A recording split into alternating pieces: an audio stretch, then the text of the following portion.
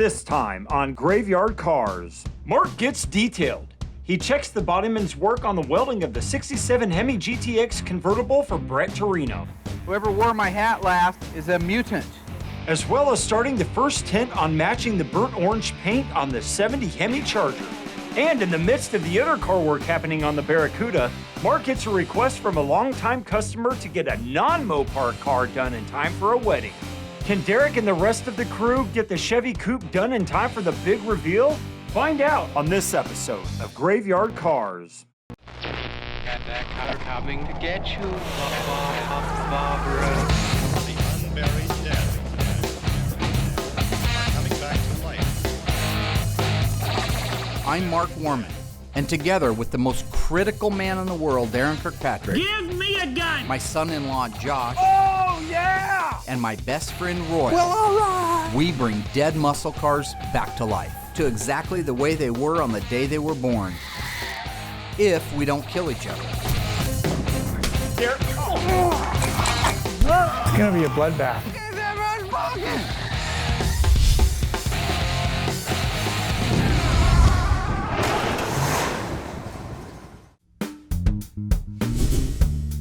You know, the last few months here at Graveyard Carz have been absolutely crazy. We had the Hills 70 Plymouth Superbird, which compared to how much time was left before the car had to be done, we were absolutely scrambling. Same thing for the Walton 72 Charger. I hate suicide shifts. I hate the round-the-clock stuff. It is exhausting, and I'm very much looking forward now, calming down a little bit, getting refocused on the cars that still are yet to go this year. It's a good time now. Now that it's over, I can say, whew. Hi, Mark. Hey. I'm KRISTIN HEADLEE. I am Joe and Carol Headley's daughter-in-law. Good to see you. You have a minute? Oh, yeah. The little 30 Chiv's been here for quite a while. It's been over a couple of years since it was dropped off. And unfortunately, as I've mentioned before, that the family patriarch, Joe, passed away during the process of the restoration. While we're getting really close on the 30 Chiv, Derrick's still got a ton of things left to do to it. We still have the wheels and tires to install. We still have to finish the running boards, modify the shift linkage for it, button up some things on the interior. There's a ton of detailing to do, so there's still a lot to do on that car. I do have a huge favor to ask you with the 30 coming along. Yep. We have a family wedding towards the end of this week. It's Joe and Carol's oldest grandson, Okay. my nephew. And Carol and Joe pretty much raised Daniel from the time he was a newborn. Oh, really? So really Oh. tight with his grandma and grandpa. You see where I'm going with this? You know, this is classic Graveyard Carz. As soon as you get the breath, as soon as you get just a chance to breathe, here comes the next mission, the next hurdle. Is there any way we can surprise the family? What, gosh, today's the 2nd. This week? Yeah, And what day? the 6th. I love my clients. They need to have the car done. I don't want to disappoint them. But those employees that work for me while I give them a ration of crap, those are my children, all right? Their health and their safety and their peace of mind is a lot more important to me than a client's car. Okay, you got it. Yes! The fact of the matter is I have an obligation. And if that passion means having to chuck a couple of kids under the bus, it's unfortunate for the kids, but it gets the job done. No matter what, just like Batman would with Mr. Freeze, just like Superman does when he goes out after the bad guy. To save Lois Lane, you might have to kill a few innocent people along the way, but the bottom line is you're flying away at the end with your cape in the wind, all right? I have every intention of having my cape in the wind at that wedding. Yeah, I'm ecstatic, and I'm just very appreciative that it's able to come together. And it's a big request I asked on a very short timeline. So I'm feeling very blessed. You got it. You've just made Okay. my day. In a perfect world, it's 2 days worth of work, but there's Murphy's Law, and there's a few little things we haven't done yet. So we just finished pulling a bunch of suicide shifts, so. You know, I kind of chose Derrick to take this car on back in the day because he loves street rods. He did a lot more street rod stuff, chopping, channeling, lowering, and doing all that stuff than he ever did Mopars when he came to work for me. He just happens to be phenomenal anything he does. So this was a perfect fit for him. So as usual, Mark's trying to kill me with these ridiculous deadlines. I'm sure the other guys will be here on occasion to help out, but in all honesty, it'll be me. I'll probably be the one down here half the night doing it myself. Thing is with Derrick is he does have a right to complain to a certain degree. I mean, there is a lot going on. He is my main go-to guy, but at the same token, he did volunteer to do it, all right? So welcome to my shoes. I mean, that's what I have to go through all the time. When you save the world, you have to save every part of the world. You don't get to save little bits and pieces of it as you go along. The first main thing that I have to deal with is making the shift linkage. We put a different steering column in it. Went from a non-tilt to a tilt. It's all aftermarket. And now we have to figure out all our linkage because unfortunately, it's not going to bolt in and just work. We just have to deal with the rod because up here we're in park. We have to make sure when this all flows smoothly so you can go through your gears with nothing in a bind. And with all the stuff we have to do, Mark promised this thing to be done in 3 days. Realistically, I would have liked to have a week minimum. Part-wise, we pretty much should have everything here. Finish the wiring, a lot of detail work, still have bumpers to put on, running boards to finish. I know I have shift linkage to finish or make. So yes, a week would have been really nice. 3 days? 3 days is gonna be 3 long days. So anyway, what I got going on at this moment in time is going to remove all the steering arms and U-joints.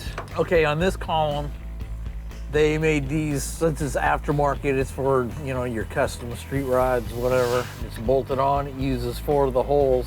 So when you move your shift lever, what's on the column, this is attached to a rod that has to come down and works off this for your park, reverse, neutral drive. I'm gonna have to take all this stuff out to get in here to change this arm on the bottom of the column. Unfortunately, it's actually coming apart nice. Okay, this is the one that was on there. The longer arm will lengthen the throw of the rod, which should eliminate part of our binding problem that we're having. Okay, for now we're going to see how our custom-made shift linkage works. Piece of round rod and a bolt, as you can see. Custom-made, got to make her work. No OE application for this. Okay, so we're in park, reverse, neutral, drive, second, and low. Sweet, it was almost too easy. Off to the next.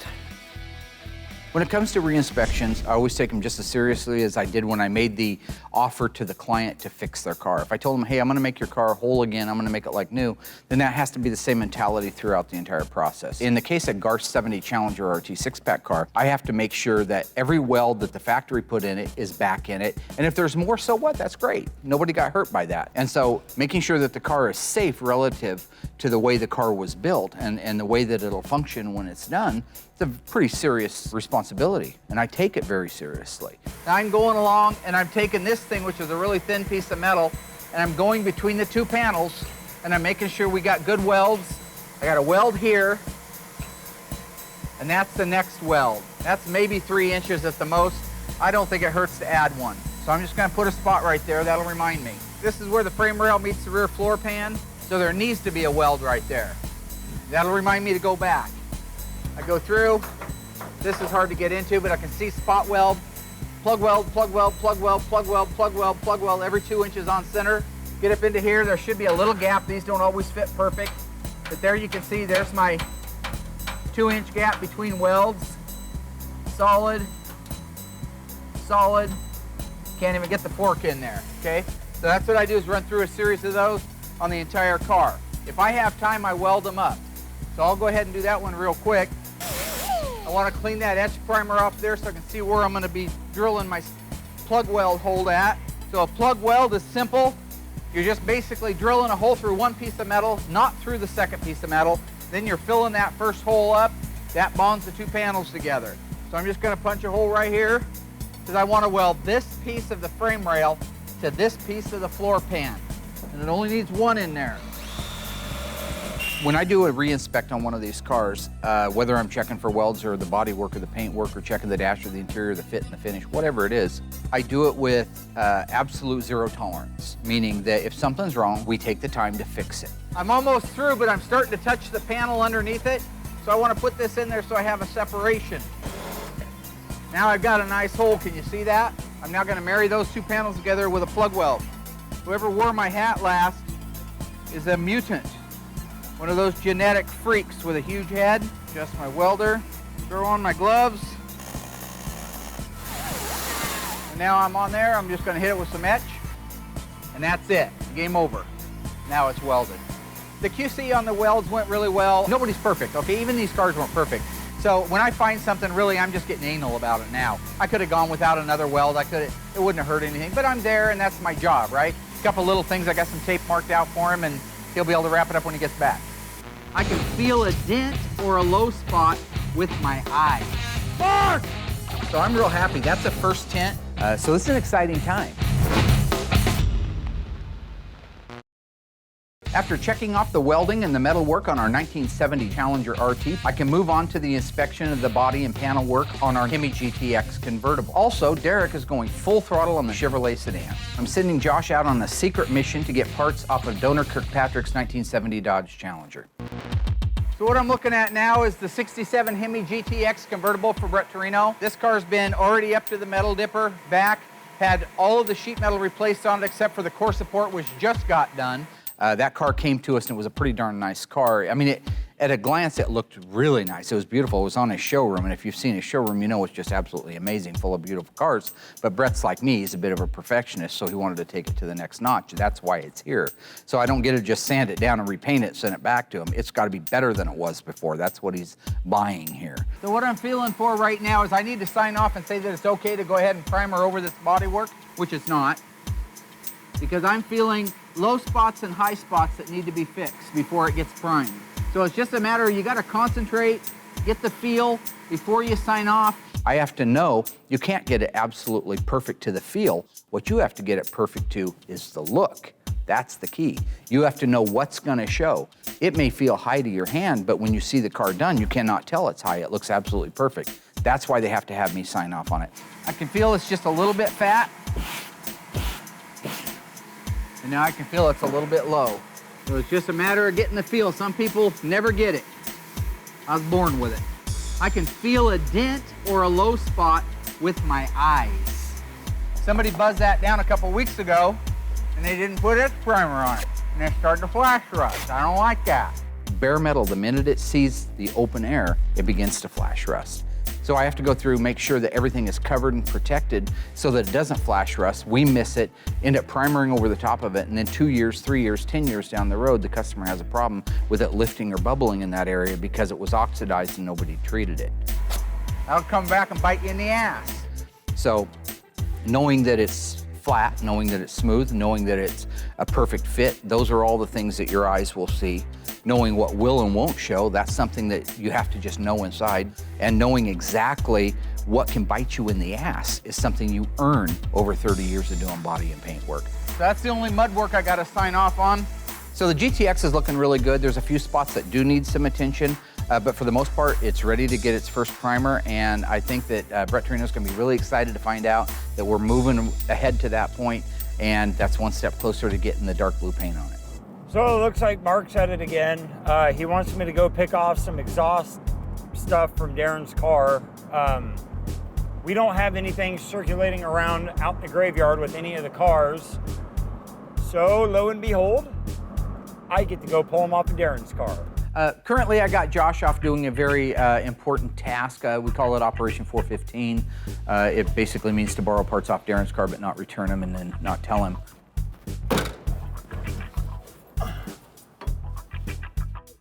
So you guys see me walk around this place talking about panels being flat on a car.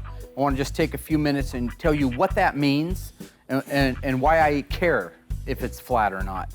So you go to a car show, taking a look at a car at a car show, and it looks beautiful. It's shiny, it's red, it's got beautiful chrome, it's got beautiful trim on it. I taught my wife this very same thing. Now that you're past the awe factor, take a look at the car. See if the panels on the car are flat. And all you're doing, you're gonna go down the side of a car with your eyeballs. And so you start almost where I can't see the panel here. I'm actually looking at this wheel opening right now. And then I'm gonna bring my eyes back. Start walking the light. That means that as I move my head like this and back over like that, I'm watching those fluorescent lights. If you walk the light across it, very close to being perpendicular to the panel, you'll look for anything that looks to be a wave, an area, a wave or a low spot or a problem in the panel. This area through here should be perfectly flat. You shouldn't see a 30-year-old parking lot ding that just didn't quite get fixed all the way, or the edges of some bad body work. that cause a transition problem with your eyes when you look at it, and it's beautiful flat, and then there's it's ever so slight.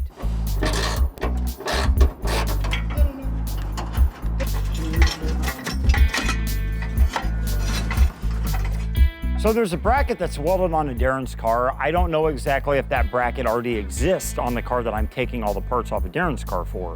So I'm gonna go back, have a look at the other cars, see if it's in there. And if it's not in there, come back, pull that bracket off and take it back, get everything sandblasted, and then get it installed.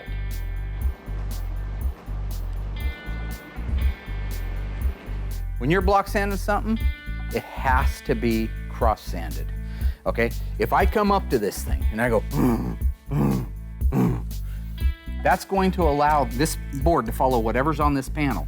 So if you were to stand up on the roof and look down it, it would go like that.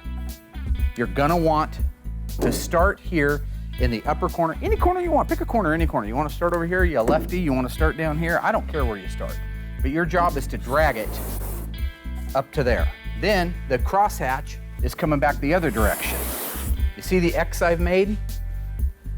This pattern of cross sanding picks up whatever low spots evenly both directions. If you sand one direction, you can end up with a low spot. If you go this way and then come back and clean it up that way, there's no way in the middle of that panel you can have a low spot. So this is called block sanding.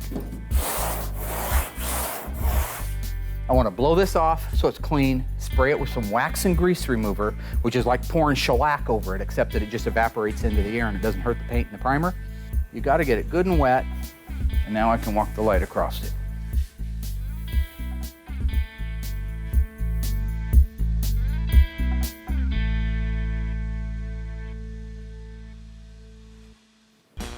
John and Horace Dodge began the Dodge Company in 1915. Prior to that, they made auto parts for what automotive manufacturer? Ford, Plymouth, Buick. The answer coming up after the break. So what auto manufacturer did John and Horace Dodge make parts for prior to their own automotive company in 1915? The answer is Ford. In 1900, the Dodge brothers started their own auto parts manufacturing business. They were contracted by Ford to create and supply most of the parts that went on the Ford automobile. It was working so closely with Henry Ford and the Ford automobile that they saw flaws in it and thought to themselves they could make a better product. Thus, the Dodge motor car, or Dodge as we call it today. Visit graveyardcarz.com to learn more. Now that QC work is finished up on the 70 Challenger and the HEMI GTX convertible, we can begin the installation of the exhaust system on the Cook's 1970 Barracuda convertible. However, with all this, we still can't lose focus of getting the 1930 Chevrolet sedan done in time for the big wedding this weekend. So the next deal on getting the seats fit, had to have the customer come out, sit in the car, figure out where the seat needed to be. One of the important things with the 30 Chevy was Mike, Joe's youngest son, I believe it is. He's a big guy. They call him Big Mike. He needs to fit in that car. Remember, we cut 4.5 inches out of the roof, so it's been chopped a lot. That's a very low roof line. We need to get him in a seat, find out exactly which seat it's gonna be and how it's gonna fit for him, and if we need to countersink it into the floor or raise it up or move it back. So we have to have him out to go over that, figure out exactly where the seat goes. The nice thing is, it still looks like there's a month's worth of work left. We told him there's a month's worth of work left, so he isn't in on the surprise.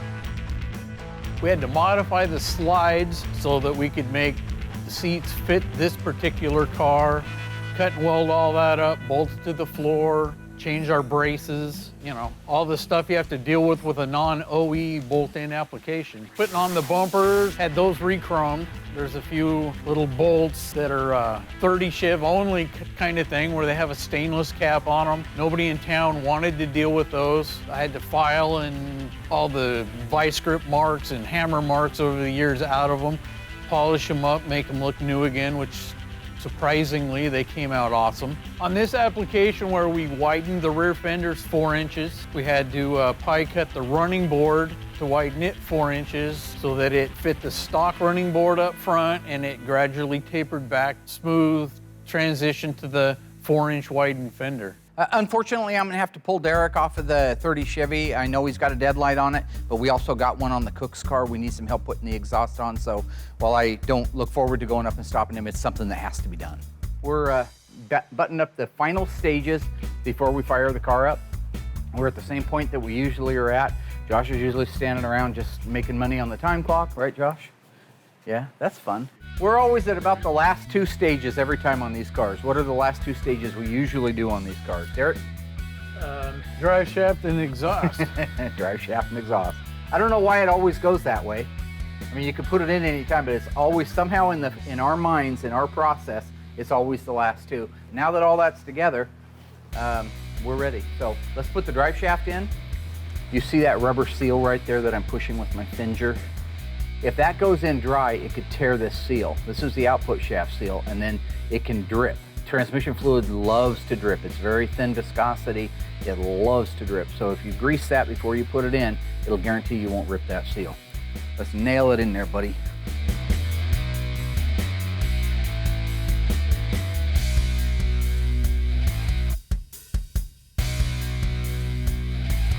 Well, I just came over here today to look at my car. I haven't seen it for maybe a month. I moved over here from Josh's house because Josh had to move, so I'm trying to find a safe place for it. I thought this would be a safe place because there's really no work going on here, any car work or anything.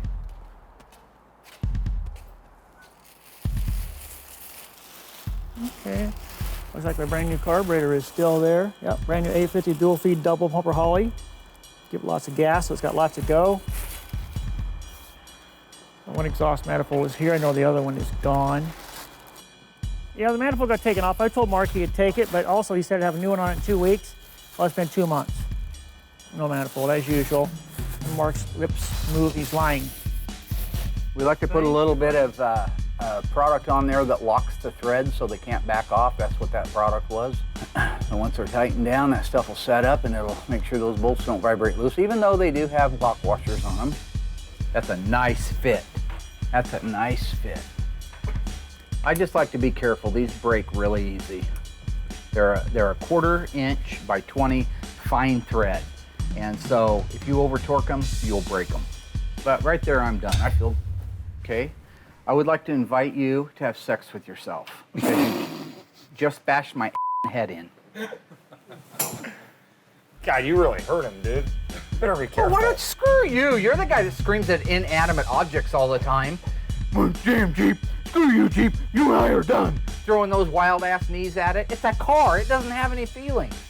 Yeah, you can look at me with your bug-eyed wrinkled face, you crazy looking terrorist bearded son of a Animal's been loose on my car. Was it Josh or was it Mark? With everything finally on there, it's 90% done and it looks awesome. I was biting my nails, I was nervous. You know, for me right now, Graveyard Carz has just become such a fun place. I'm a true diehard Mopar lover, and part of my goal when I started Graveyard Carz was not just to restore the cars that first started coming in, the HEMIs and the 6-packs and the convertibles and the RTs and the TAs and all these rare high-dollar cars, but now we're at a point that we've proven ourselves, we've proven to be affordable, number one, that you can still send a car out like this little 68 green Charger and come out on top at the end. This car was bought brand new in 1968. The guy who had it got it repossessed. When it went up for repossession in 1969, the current owner today that brought me the car is the one that was the high bidder and won it at the auction. This car is cool. It's green, GG1, which is Royal's favorite color because that's the color of his Poop Box 67 Coronet RT. It's just an unassuming 383 4-barrel HP air conditioning car, but a nice car, a solid car. When you look at the paint on it, even though it's had a paint job, it was done fairly right back in the day. Look at the interior, most of it being original, looks absolutely amazing. Borderline survivor in some cases. What a great project to start with that guarantees me and the owner that the finished product is going to be that much better. The less time we have to spend fixing rust panels, damaged panels, quarter panels that have been caved up to the back window, all of these things that I can focus my attention instead of undoing those on making it the best chrome bumper, the best dash, the best instrument panel, the best seat frames, the best interior, the best assembly. That's the thing I am enjoying the very most.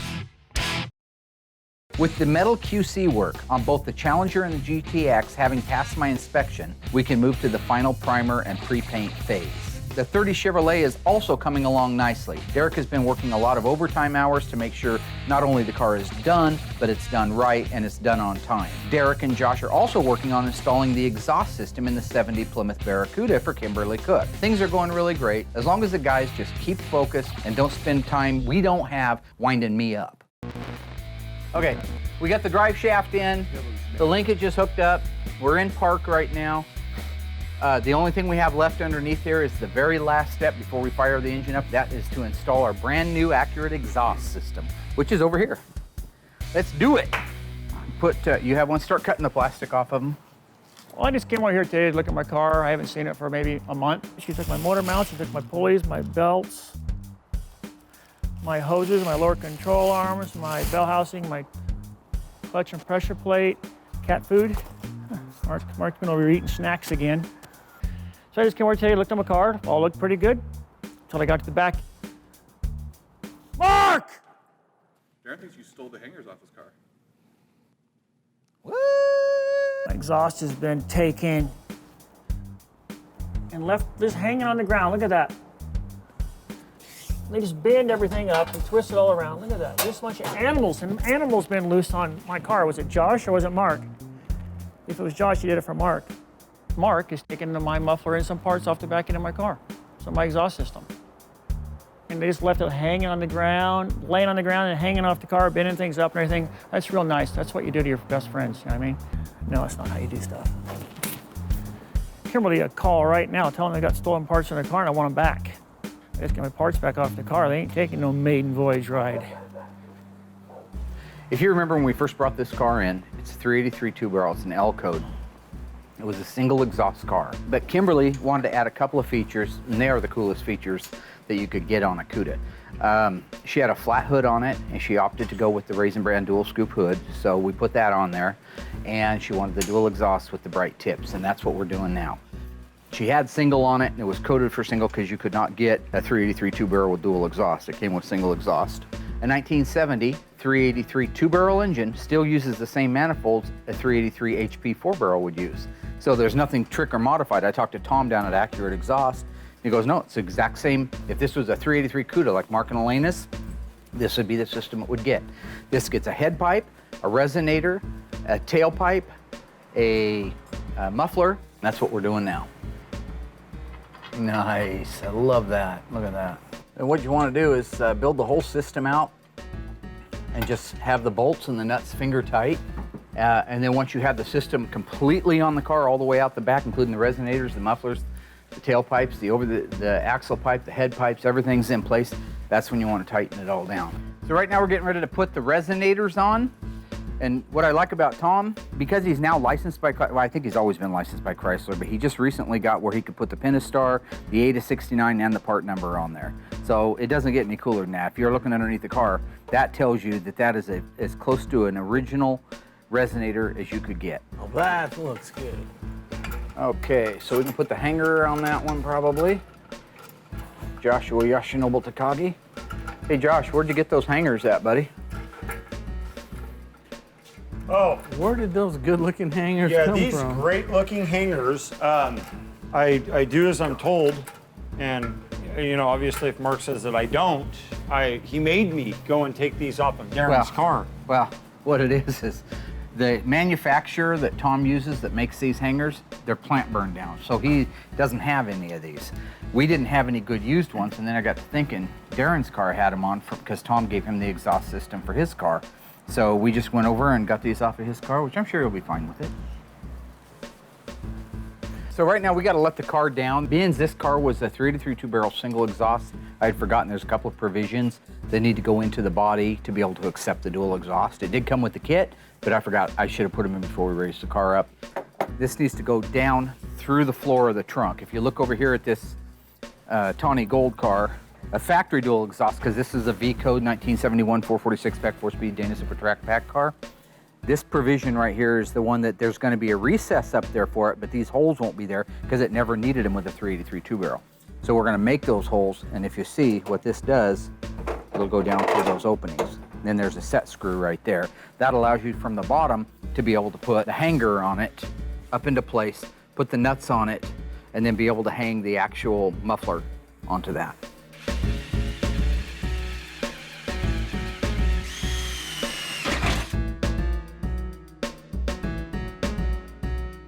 So he's just now hanging the bracket. We've already got the resonators in place. As soon as we're done with that, we can put the tailpipes on. The exhaust system went on perfect on the 70 Barracuda. Always fits like it's supposed to. It's a very accurate system, so everything is the way it's supposed to be. As you stand back and look at the car and you realize that it's within a few steps of being completed and being handed back to the owners to relive their dreams, I'm looking forward to that one being done, and we're just that much closer now. In order to paint the engine corporate blue for Kimberly Cook's 1970 Plymouth Barracuda convertible, the exhaust manifolds had to be installed. True or false? Were the manifolds supplied by DAREN KIRKPATRICK's 1970 Dodge Challenger? The answer coming up after the break. So was it necessary to borrow the exhaust manifolds off DAREN KIRKPATRICK's 1970 Dodge Challenger RT in order to paint the corporate blue 383 for Kimberly Cook? The answer is true. Unfortunately for DAREN, the exhaust manifolds used on the 70 Barracuda 383 two-barrel are the exact part number, casting numbers, and date code, ironically, as his Challenger had on it. I didn't want to have to borrow them, but unfortunately, sometimes life means we have to make sacrifices. Visit graveyardcarz.com to learn more. With an error-free installation of the accurate exhaust system on our 1970 Barracuda convertible, I can now start working on mixing and tinting the original FK5 burnt orange paint for our 1970 HEMI Charger. So what I want to do today is just take a few minutes and show you what goes into the tinting of the color. So what I've got setting here right now, this is the original left-hand door flare off of our 1970 Dodge Charger 426 HEMI 4-speed Super Track Pack car. The paint code is FK5. It's deep burnt orange, or just burnt orange. What you want to make sure of is that when you're tinting your color to match, that what you're matching to is the correct color. I opened up the deck lid on it, I held it up to the deck lid, walked the light back and forth across it, and realized that this had not faded from the deck lid. So this is an original formula, original spray. This is the closest match that PPG came up with to the factory FK5 burnt orange. Having looked at FK5 my entire life, I can tell you that it's going to be a little bit light. But I'm going to spray this out because I need to determine a couple of things. Number one, how many coats does it take to cover? After that, I need to figure out what I have to do to the color to make it match.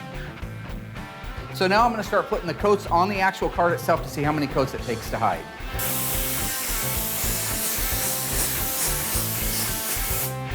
You can see the transparency that we have with one coat. Second coat. Coat number 4. Let's go over to the window where the light comes through and see if we can still see through it. I can still see through it a little bit from here.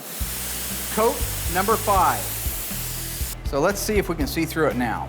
See that light? Now some paint reps, and I know they get crazy, and right now there's probably some of them sitting at home calling me the most horrific names. They're going to say what you should have done was sprayed the card with one coat of something that's consistent. Like spray it with a black ground coat or a red ground coat to cover up all those lines. All that's doing is lying. One, you don't have the true color. Two is you can't match a transparent paint. Coat number 7. Coat number 8. Coat number 9. Okay, we're getting close now. Hate to say 10 coats, but that's what it is. Coat 10. And that should be done. So it looks like it's flashed off. That's when it starts to look kind of hazy, which is where it's at right now. And I'm running the light around it. Can you see through that? We're covered. So now what we need to do is take a look at how we look against the panel. The buffer will take oxidation off, and that's what you want to do if you're looking at an original panel, but that was done a long time ago. So when I look at that, I see that those toners that made the color so rich back in the day are the ones that are affected by it. They're the ones that probably don't have the lead and the other content in them. That's why they don't have the ability to cover it. So I've got to add extra color. This is the formula that makes up the actual color itself. So when I go through there and I know that this needs to be a bloodier color, this needs to be a lot bloodier than it is, I'm gonna look for whatever description at least I would go with. The maroon, I like the sound of that color. That's a great sounding color. So what I wanna look at is 1610, 616, and 1694. 1694, which is the maroon, see that? That's gonna move that color. And then the last one I wanna look at is the 1610, which also could move the color. Oh yeah. It's even darker. So we have our colors. Now let's see how much was in the toner. 1610 had 466 units and the maroon had 324. So it called for quite a bit of these. So I'm gonna feel pretty comfortable putting both of these in, a little bit more of both of these colors. So I'm gonna dump some in there. You just gotta know your toners. Some of these are a little stronger than others. And I'm liking the looks of that.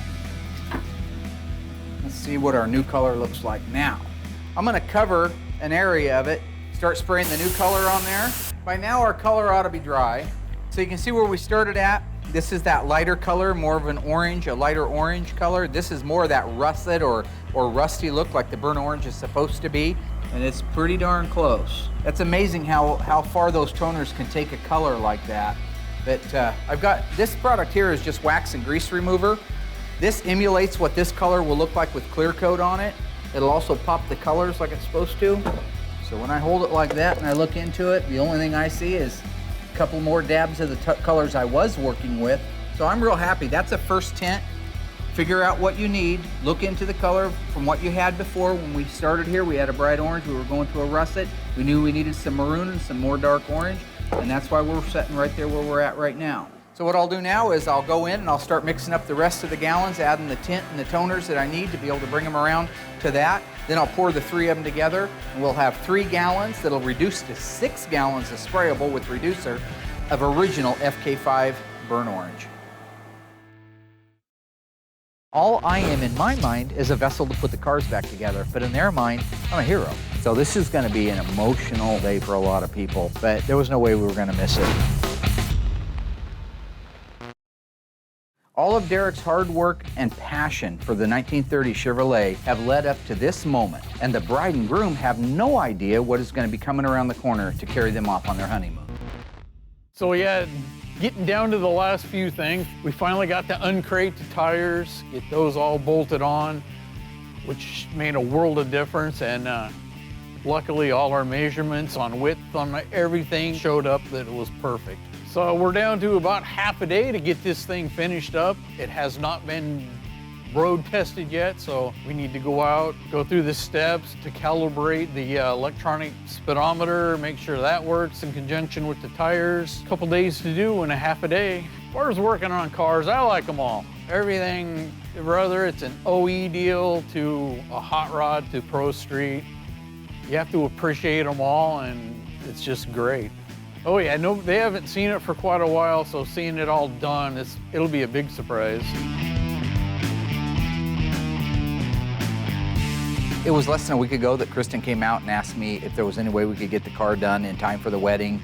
And while it was a lofty promise, I was hoping all the time we'd make it. I had a good feeling that my team would pull together, and truthfully, that's what they did. Proud of my team. They did a good job. Yeah, this is an exciting moment for all of us right now. Everybody back at the wedding is expecting a limousine to pull up in front, get the kids, and haul them off to their honeymoons. So the last thing in the world they suspect is Grandpa Joe's 1930 Chevrolet sedan. So it was a great wedding. Bride and groom were really happy.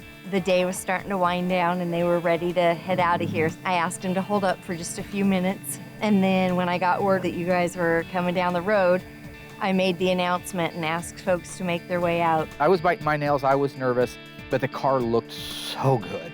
We all piled in the car and drove up the long, almost a mile-long gravel driveway to get back here to the wedding set. My mother-in-law, my nephew, and my brother-in-law, who did not know this surprise was coming, instantly knew what was going on. So then when the family, we made our way out here and we were standing, we were all holding on to each other, crying with excitement. And when we saw that car around the corner, we were jumping and hooping and hollering.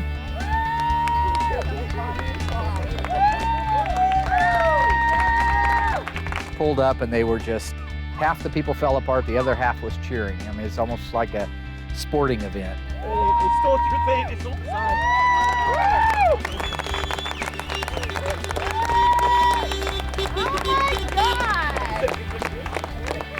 Be sure to read the Chevy emblem on the front. After the last 4 days, and then finally, you know, the family get to see the car.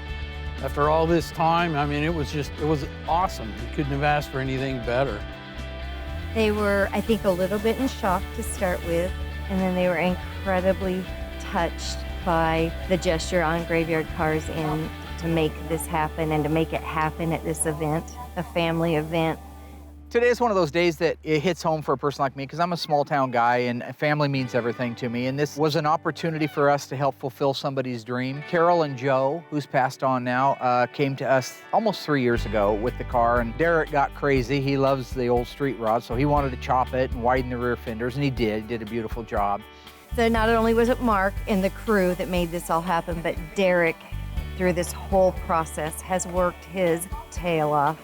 That man has put his heart and soul into this car, and I just want to give a huge shout out and a huge thank you to him. Oh yeah, this little 30's been my baby, I guess you could say, for the last 3 years. Well, we started out with taking 4.5 inches out of the roof, brought that down, refitted it, and then widened the rear fenders 4 inches, and then widened the running boards, basically pied them to make them match the stock front fenders, and then so they flow back into the 4-inch widened rear fenders. Well, the car was originally black, and they wanted to stick with black, but they wanted something that would make it stand out just a little bit, a little pop or whatever, so we went with the base clear black, threw some blue pearl in it, a little violet pearl, so it just got a complete different look at angles. About 1.5 years into the project, that's when Joe passed. And so that was hard on all of us because Joe was just a sweet guy. He had a heart of gold. He would do anything for anybody.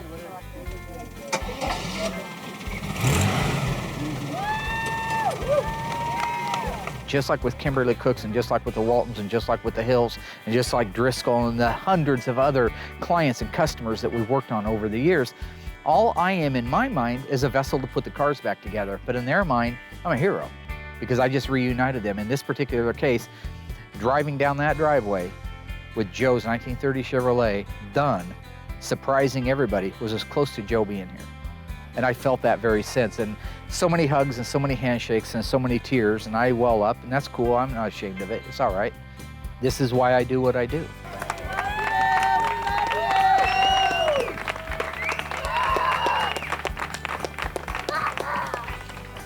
For sure it'll go to car shows and it'll go to cruises, and I know Carol will drive it every chance she gets on a nice day.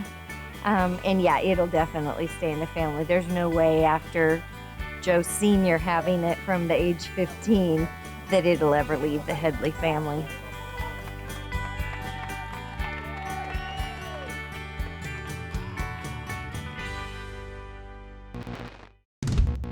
Next time on Graveyard Carz, the story of Kimberly Cook's 1970 Plymouth Barracuda comes to a close. From the arrival of the car over 2 years ago to tearing it down, documenting everything, restoring, rebuilding, and completely resurrecting this beautiful 383 convertible. A car like this may not be worth millions to collectors, but to the Cooks, it's priceless. Get ready for a reveal that's over 2 years in the making on the next episode of Graveyard Carz.